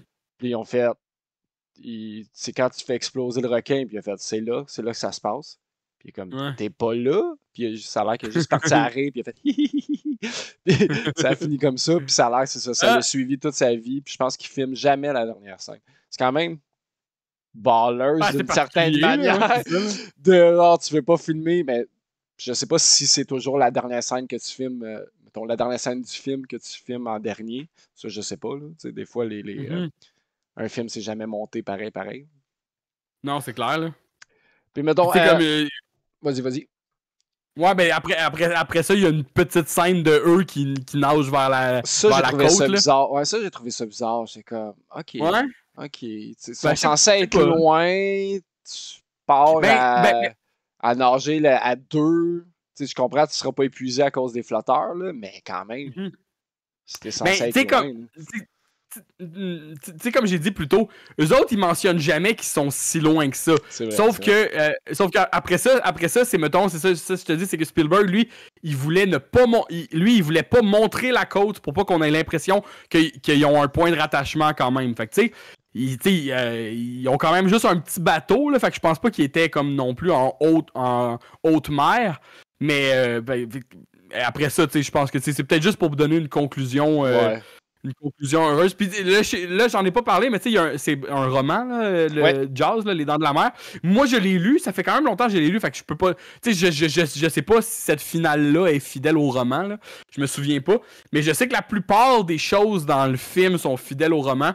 Il y a une affaire qu'ils ont enlevée, c'est que le Hooper, il y a une aventure avec la femme du chef de police. OK. Puis il y a justement une genre d'ambiguïté la première fois qu'il va chez eux, genre, puis qu'il boit du vin avec peut-être ça avait Brody été tourné, puis en fin de compte, ça a été je pense pas que ça a été je pense pas que ça a été tourné. Tu sais, je vous dis, dans un roman, ça se place bien parce que c'est comme, tu sais, il y a des petites side stories puis des choses comme ça. Je pense que lui, il avait juste décidé de pas mettre ça parce que c'est comme, tu sais, c'est une distraction là, de ce qui se passe pour de vrai. Tu sais, ça sert comme à rien, mais ça ajoute comme une tension entre Brody puis Hooper, tandis que ultimement, le film met plus l'emphase sur la tension entre Hooper puis Quint, là, tu sais.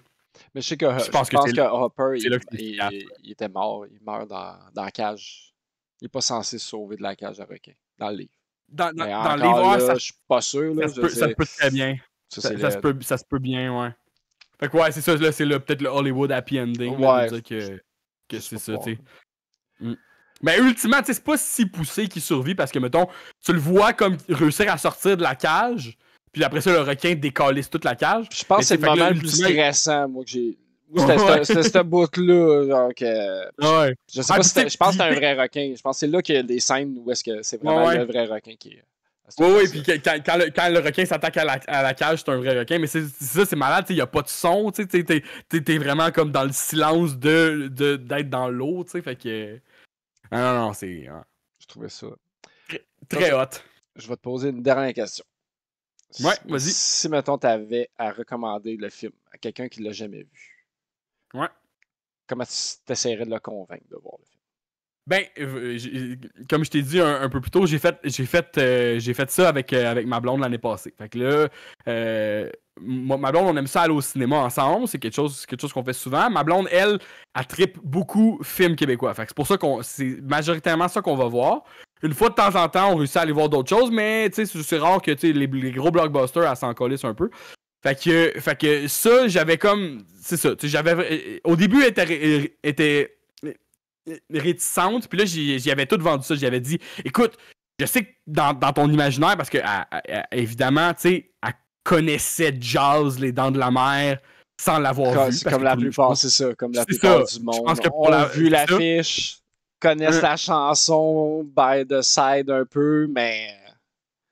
Ouais. Fait que là, j'y ai dit, je sais que dans ta tête, tu penses que c'est un film de requin on attaque un requin mange le monde. Puis, fait que, quand tu résumes ça, ça sonne comme un film de série B, un film d'horreur, un peu. Puis justement, probablement à cause qu'il y a eu tellement de films de requins maintenant, aujourd'hui, ben, les gens pensent, là, Les Dents de la Mer, c'est peut-être un vieux Sharknado, quelque chose, c'est cheap à ce point-là, mais là, moi, je disais, non, là, j'y expliquais, c'est Steven Spielberg, c'est son premier film. Steven Spielberg, c'est La Liste de Schindler, c'est Jurassic Park, c'est E.T., c'est un grand réalisateur, c'est parmi comme les grands réalisateurs modernes, tu sais.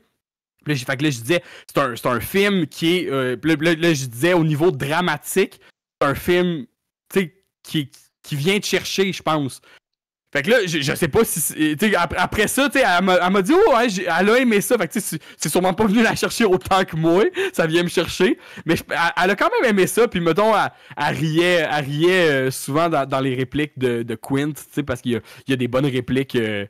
des one-liners, des choses comme ça. Par contre, ce qui est arrivé, moi j'étais là, puis là, j'y ai dit, en plus, mettons, ma blonde, elle aime bien, je veux dire, elle parle anglais, elle est parfaitement bilingue, mais elle aime peut-être mieux regarder un film en version traduite, parce qu'elle trouve ça plus simple, t'sais. Fait que là, j'y ai vendu, moi, que la version en français était super bonne, là. C'était un classique, un bon doublage, puis tout.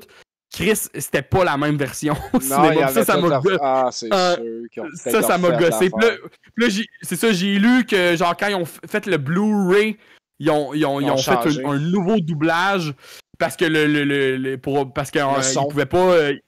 Ils pouvaient pas transférer en 5.1 la vieille bande française. Fait que, tu sais. Là, moi, j'ai pas dit un mot du film pour pas que ma blonde, genre, elle pense à ça. Mais genre, là, moi ça a un peu comme entaché mon expérience quand j'écoutais le film, parce que justement, les répliques, à chaque fois que je les attendais, ils sonnaient pas comme dans mes souvenirs, puis j'étais juste comme, ah, ça c'est quand décevant. Quand t'es habitué, surtout quand tu vois le film plusieurs fois, puis le son en arrière... Non, c'est pas ça. Ouais, c'est ça. Puis tu sais, les doublages français, il y a quelque chose, justement, dans les films de ton enfance que tu te dis, hey, si tu vois quelque chose de différent, ça va juste comme être, c'est non, là, tu sais, ça marche pas, là, tu sais. Ben jeune, j'écoutais mes films en français, puis aujourd'hui, tu sais, j'essaie version originale le plus possible. Tu sais, coréen, je vais l'écouter en coréen, sous-titré, puis tout. Sous-titré. Puis on dirait effectivement, tu sais... Vas-y. Ouais, ben c'est ça. Puis tu sais, mettons, je pense que, mettons, à 17-18, j'étais vraiment intransigeant avec ça. J'étais comme, non, un film, c'est en version originale. Aujourd'hui, j'étais un peu plus lousse là-dessus parce que j'aime quand même ça, le doublage, mais on s'entend que, je veux dire, il y a quelque chose dans le jeu que tu vas perdre. C'est sûr, parce que, tu sais, mettons... C'est ça qui me gosse le plus, c'est vraiment le...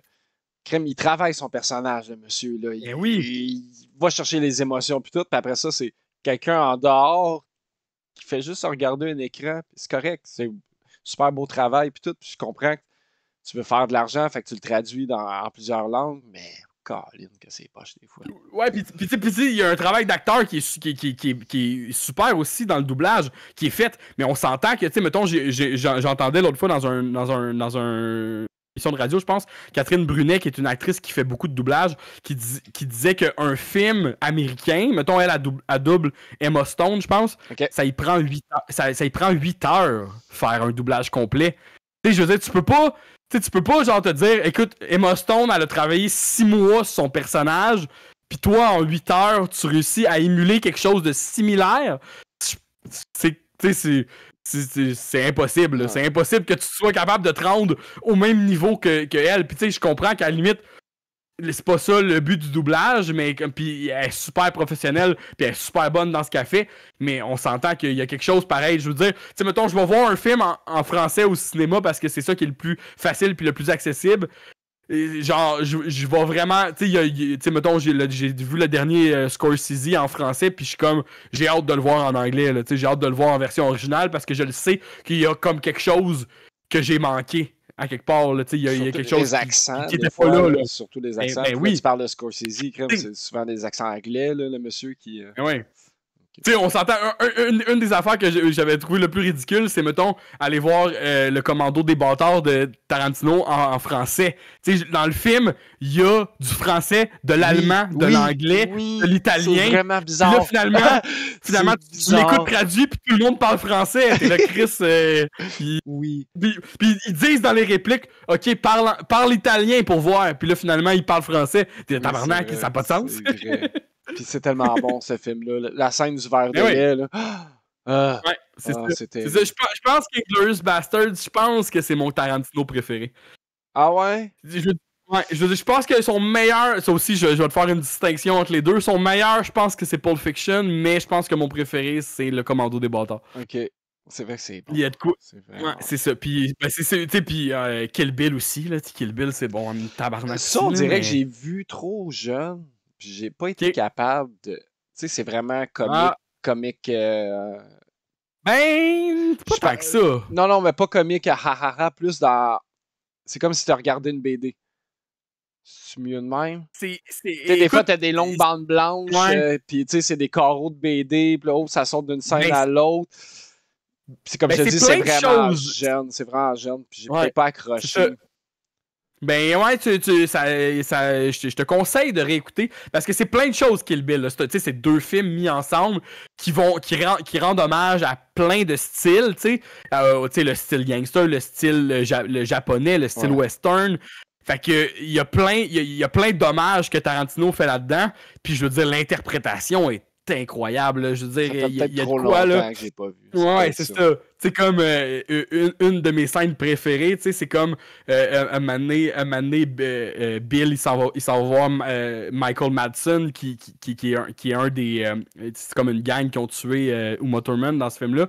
Puis là, il va le voir, puis là, il dit, elle va probablement venir se venger parce que c'est ça qu'elle est en train de faire.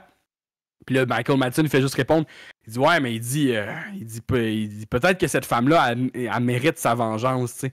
Puis là, t'es là, ah, man, comment qu'il le dit, là? Puis là, genre, il laisse un silence après, là. Moi, je devrais donner une chance. Le poil me lève. Tu sais, c'est sûr que c'est un gros morceau. Fait que, tu sais, 2 films, il y a des bouts que tu peux te dire, genre, ah, ben, ça, peut-être que c'est prenant, mais justement, il y a un bon build-up là-dedans aussi qui amène vers le punch final puis la scène finale, tu sais. Puis, tu sais, mettons, le début du 2e film, elle se fait justement enterrer vivante par Michael Madsen dans une genre de tombe, dans un tombeau de bois. Puis là, elle se met comme à taper pour défoncer le bois. Puis là, après ça, tu vois tout... Ça, la scène où est-ce qu'elle fait juste mettre sa main droite, puis elle tape au même ça, endroit, ok. Ouais, puis parce que là, tu vois ça au début de la 2e partie. Puis après ça, tu vois tout un flashback complet de elle qui s'entraîne avec un vieux japonais à faire ça, justement, à taper, puis avoir les jointures en sang, puis à l'endurcir pendant des semaines et des semaines. Fait que là, tu finis par comprendre que l'entraînement qu'elle a subi va faire en sorte qu'elle va réussir à sortir du trou, tu sais. Fait que là, ça, le payoff de ça est juste ben trop satisfaisant, là, tu sais. Tu passes une demi-heure à voir son entraînement pour finalement, après ça, tu comprends que elle sort de la merde, puis elle sort du trou, puis elle s'en va tuer le gars après, tu sais. Fait que non. Okay. Grand film. Excellent. Mettons, dernière, si t'avais une suggestion à faire de... Soit un film à voir, puis un film que tu viennes de voir dernièrement, puis que suggestion aussi. Un film, attends, je vais aller voir mon Letterboxd. T'es-tu sur Letterboxd, toi? Je sais même pas c'est quoi. Tu sais pas c'est quoi? Ok. C'est une application de film, ok? Ok. Puis c'est une application, tu sais, c'est un peu comme IMDb, fait que tu peux chercher des films, voir le casting, voir les choses, mais c'est fait comme un peu un réseau social. Fait que, mettons, tu vas avoir aussi directement sur un film, tu vas avoir les commentaires critiques des gens. Fait que, tu sais, puis là, moi, mettons, je m'amuse souvent, je mets mes critiques, c'est plus des jokes. Je mets des one-liners, des choses comme ça. Mais il y a des gens qui font des vraies critiques, des vrais paragraphes, tu sais. Fait que là, tu peux noter un film sur 5 étoiles. Tu peux mettre aussi sur ton profil, tu peux mettre tes 5 films préférés. Tes 4 films préférés, je peux te dire tout de suite, moi, c'est Jaws, les Blues Brothers, Die Hard 3 puis Happy Gilmore. Happy Gilmore! Ouais! Happy Gilmore! Ouais, ça, Happy Gilmore, en parlant d'un film que le doublage français, il est bon, ça, c'est bon. Oui, c'est vrai. Yeah. Fait que puis c'est ça, puis ce que j'aime de ce film-là, puis là, genre ça, c'est moi qui ai un petit côté maniaque, pas de ce film-là, mais de cette application-là, moi, c'est moi qui ai un petit côté maniaque un peu, tu rentres dans le fond tous les films que t'as vus, puis c'est quand même long, puis sauf que une fois que tu l'as fait, c'est le fun, parce qu'après ça, dès que t'en vois un nouveau, tu peux aller l'ajouter à ton truc, là. Fait que là, tu sais, puis mettons... Ça te fait une belle liste pour... C'est ça, puis tu sais, comme j'ai sûrement oublié des films là-dedans, mais tu sais, ça peut faire une bonne moyenne, là. C'est quoi? C'est à 50 films près, peut-être, que j'ai oublié, là. Fait que, mettons, moi sur mon application, ça dirait que j'aurais vu jusqu'à ce jour 1947 films. C'est pas que t'as pareil. Fait que, ouais, mais moi, faut pas que tu commences à compter. Mais ça va quand même bien, parce que, tu sais, mettons, tu pourrais, toi, te partir un profil, ouvrir ma liste, puis là, juste cocher les films que t'as vus dans ma liste. Ça prend 2 secondes, fait que tu peux faire je l'ai vu. Fait que c'est pour ça que c'est quand même rapide. Moi, c'est comme ça que j'ai fait. Tu sais, j'ai pas cherché un film à la fois dans l'application, genre, OK, Star Wars, je l'ai vu. Tu sais, sinon, ça, c'est trop long. Mais tu parcours la liste de quelqu'un qui est à jour, puis là, tu fais juste comme ça, je l'ai vu. Fait que ça va quand même vite, tu sais. Fait que c'est pour ça que moi je suis quand même assez accro à cette application-là. Là, je peux te dire tout de suite dans les films que j'ai vus plus récemment. Puis tu sais, mettons, c'est ça que j'ai vu des films corrects là, dans les dernières semaines. Fait qu'il y a rien qui m'a jeté à terre. Pas de jugement, j'ai vu. C'est ça. American Netflix, là, un film Netflix en plus. Là, tu sais, des fois, tu peux pas. Ouais. Un film de corps arrière, super histoire. Là, il plaçait des cannes chez Costco puis il a gagné le Super Bowl. Mais tabarnouche que c'était mauvais, genre l'ensemble. Je l'ai écouté parce que c'était une histoire vraie puis j'aime un peu le football. Là. Mais le film en tant que tel, là, je comprends. Ouais, mettons, j'ai vu Les Chambres Rouges, qui est un film québécois de Pascal Plante. Et j'ai vu ça à l'automne. Puis c'est un film de genre. C'est pas un film horreur, mais c'est un film de genre qui est comme quelque chose qui est quand même assez nouveau au Québec, là. Puis, tu sais, c'est vraiment. Ça parle de justement. Ce qu'on appelle les chambres rouges, c'est comme des salons internet de choses sur le dark web, là, de choses louches qui se passent. Puis le film, il est vraiment bon, puis la tension là-dedans est fucked up, tu sais. C'est pas horreur, mais c'est vraiment comme, tu sais, c'est comme quelque chose de différent là, que t'es habitué de voir d'habitude au cinéma au Québec. Puis, j'ai justement réussi à amener voir ma blonde ce film-là qui voit pas de l'horreur d'habitude. Puis il y a une scène en particulier qui l'a traumatisée. Puis là, genre, je pense l'autre fois, elle m'a dit Chris, j'ai rêvé à cette scène-là. Là, tu sais, juste pour dire que t'as-tu ça déjà l'a vu le film marqué, tu sais. Antéchrist avec William Dafoe? Non, mais je sais c'est quoi. Ça, la scène, ouais. Oui, on n'en parlera pas, là, mais regarde, si ça l'a traumatisé, l'autre scène, c'est sûr que ça l'a traumatisé. Mais oui, William Dafoe aussi, si t'as la chance de voir Antéchrist, là. Moi aussi, ma copine, elle m'amène voir, tu vas voir c'est quoi, là. Puis c'est allemand en plus. Petite salle de cinéma, tranquille, il y a 50 places, je sais pas qu'est-ce qu'on s'en vient voir. Hey, je me suis croisé les jambes. Les jambes, j'ai fait. Elle a même pas de pénis. Fait que, regarde. Fait que les chambres rouges, puis mettons, à part Jazz, mettons que c'est sûr que tu vas suggérer. Là. Un film que je recommande. Ouais. Tu sais, un film que je pense que tout le monde devrait voir, peut-être, là. Ouais. Mais, écoute, je vais y aller facilement dans mes films préférés. D'abord, je vais dire les Blues Brothers. Je sais pas si toi, tu t'as vu les Blues Brothers, l'original, là. Je sais c'est quoi, mais je pense que c'était Blues Brothers 2000. Ça se peut-tu? Ils sont mais c'est ça, c'est la suite. Okay, mais moi, je te parle du Blues Brothers original, qui est un film, tu sais, mettons... je connais la pochette, mettons. Là. Je connaissais la pochette. C'est ça, ils sont habillés en suit avec des Ray-Ban puis un chapeau. Puis c'est ça, c'est que dans le fond, ça c'est Dan Aykroyd, John Belushi. C'est des personnages qui se sont créés quand ils étaient les deux à Saturday Night Live. Okay. Puis c'était comme un prétexte pour chanter du blues avec les artistes invités qui avaient musicaux cette semaine-là.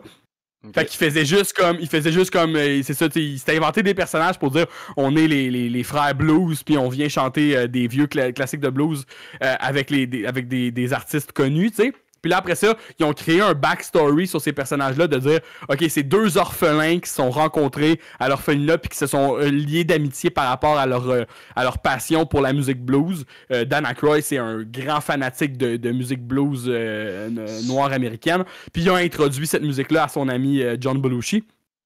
Puis là, ces personnages-là... qui joue dans Ghostbusters. Ouais, Dan Aykroyd, c'est ça. Ouais. Okay, c'est ça. Puis, et puis là, ces deux personnages-là, ces deux orphelins-là, ont commencé à faire de la musique ensemble, mais toujours dans leur backstory, là, ça c'est pas l'histoire du film, toujours dans leur backstory, ils ont aussi comme un penchant pour le crime. Fait que là, ils sont toujours recherchés par la police, puis le film, il commence, mettons, le premier film original, il commence, puis John Belushi sort de prison, puis son frère vient le chercher. Puis là, leur seul but, c'est de reformer le band parce que c'est ça que genre... c'est niaiseux à dire de même, là, mais c'est comme... Eux autres, ils viennent d'une orphelinat religieuse. Puis c'est comme...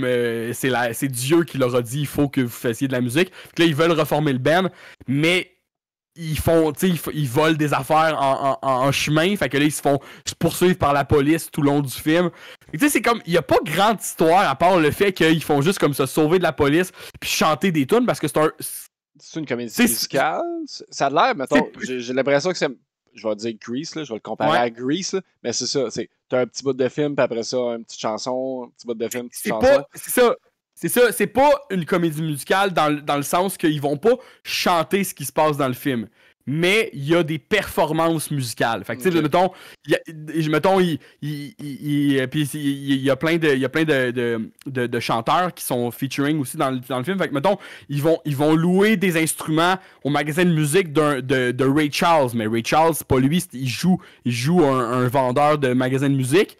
Puis là, il est comme, ouais, tes instruments sont-tu bons? Là, il dit, ben ouais, je peux vous le montrer. Puis là, ils se mettent à jouer une tune tout ensemble, genre. Fait que tu sais, fait que là, c'est plus... Fait que là, tu sais, moi, je trippe blues aussi, je trippe cette musique-là.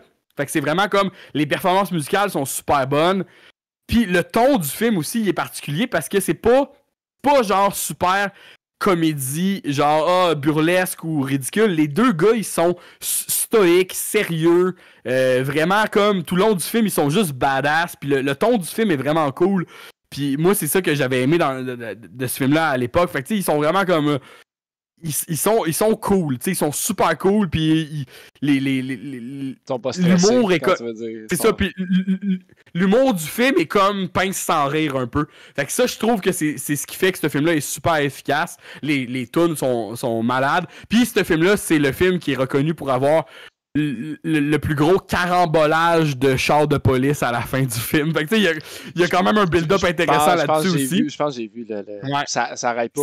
Ça arrête pas. C'est un char par-dessus un char par-dessus un char. Okay, c'est ça. Fait que tu sais, il y a un petit ton il y a un petit ton absurde dans le film aussi qui est là, qui est intéressant, mais que je te dirais que dans, mettons, justement, Blues Brothers 2000, que t'as dit, ça l'a complètement perdu, ce ton pince sans rire là. Ils ont roulé sur le nom de... C'est ça. Puis que ça a marché.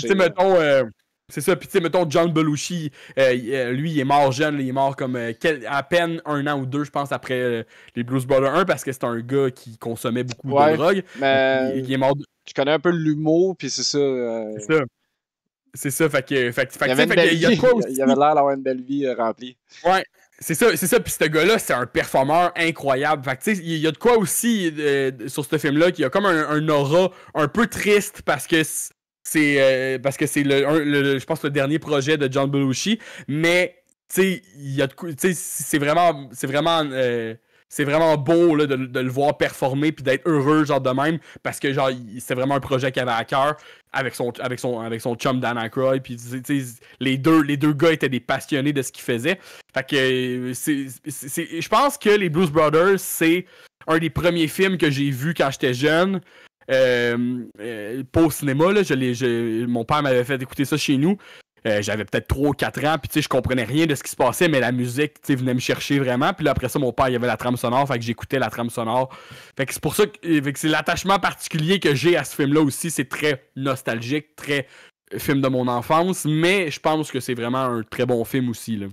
Fait que les Il y a de quoi Brothers, dans... puis Ouais, les Blues Brothers, puis les Chambres les Rouges. Chambres Rouges dernièrement. Excellent. Ouais. Bon, ben, on va closer ça. Parfait. Mais je te remercie, Mathieu. C'est moi qui te remercie. C'était super cool.